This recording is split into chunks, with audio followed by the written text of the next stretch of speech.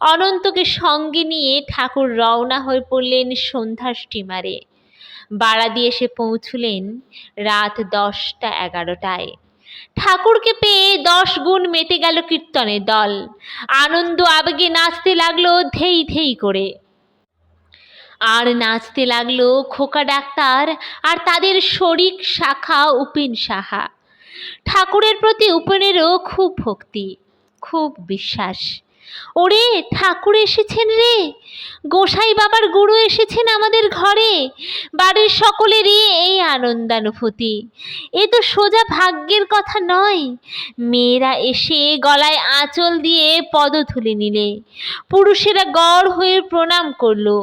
সবারই চোখ ছলছল করছে আনন্দের আবেগে, হৃদয় প্লাবিত হয়েছে ভাবের জোয়ারে। জোয়ার হবে না, শত পূর্ণিমার উদয় হয়েছে।